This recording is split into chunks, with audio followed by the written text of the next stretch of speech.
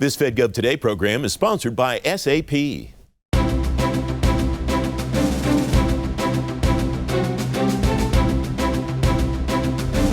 On this edition of Fed Gov Today with Francis Rose, the Pentagon's secret testing weapon could be a digital twin, an extreme makeover coming for federal HR, and a big goodbye and a big hello for federal workforce data. OPM Director Scott Cooper is here. Welcome to Fed Gov Today in Washington, D.C., on YouTube and around the world on the American Forces Network. I'm Francis Rose.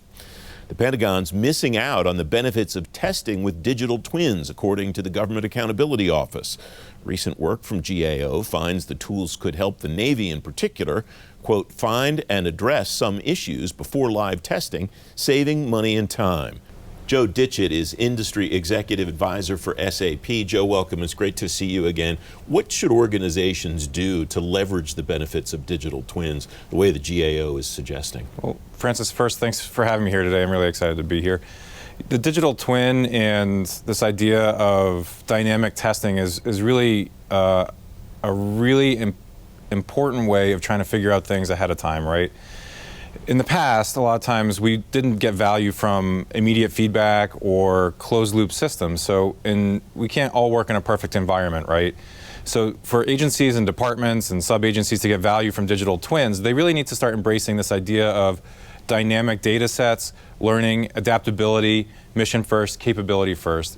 We're no longer operating in lab environments anymore, right? In lab environments, the way we used to do things or the way we have been doing things has really not resulted in capabilities that have come about in a fast or meaningful way. And these ideas of having to meet certain wickets or criteria in order to move forward or move a capability forward, it's really slowing things down for a lot of our warfighters, a lot of our mission operators, a lot of our agency representatives. The idea of the digital twin is more dynamic feedback, right? And being able to learn on the fly or even impose or consume new data sets in unstructured ways, taking chaos and making order out of it, taking chaos and making lessons out of it. This is really kind of what agencies can start thinking about when they start building out a systems-based approach. In the past, we would think of things in terms of projects, start, end, did we pass, fail?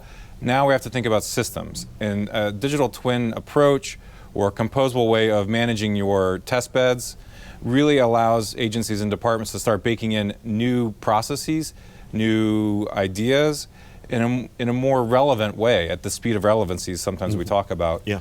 These old ways of doing things have not really met the need for our dynamic environment that we're working in today. I read a common thread in the GAO's work that I referenced and in something that you've written in the past, and that is the possibility of running a lot of virtual experiments before you ever actually have to build something or experiment on a piece of hardware. How does that work, and what does an organization need to do to be ready to tee that up? Right. So being able to run experiments, one, you first have the mindset for that, right? The learn fast kind of approach to your project or systems-based ideas, and the ability to kind of take things from what was a prototype into capability and production delivery, right? So the idea of just working on a prototype project-based approach is really going to slow you down. If you want to take advantage of a digital twin concept, you need this idea of moving forward with more open architecture, more kind of an open-oriented way of thinking. How can I consume data and put it back in? So being able to run multiple experiments before you ever go to production is valuable, and being able to have a concept for taking that and moving it into a production environment or moving it into a capability environment, right? Because today we're really talking about outcomes. We're not talking about did we complete the project anymore, right? We really need capability in the hands of our users. Whether it's a warfighter operating at the edge or a decision maker operating here in DC, they really need to take advantage of some of the capabilities at a faster rate. And having many experiments going on at the same time, allowing a decentralized decision-making approach in terms of figuring out who can elevate new ideas in a meaningful way will really make a lot of change happen for our agencies and departments. We have less than a minute left, but it sounds like one of the benefits, one of the outcomes is speed. The warfighter sees solutions faster, which is what every uniformed member of the military that I talk to says he or she wants to get. Right. You know, the whole idea of operating with the mission intent, but really operating at the edge is a really important thing that we all have to work into all of our program decisions and program planning.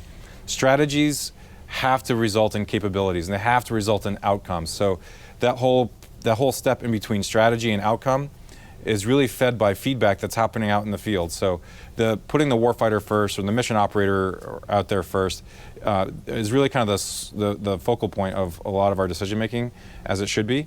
But they're putting back into the system a lot more data sets that we need to consume and filter that back into a stronger testing structure, if you will, in order to complement the digital twin. Joe, it's great to have you on the program. Thanks for being here today. Thank you.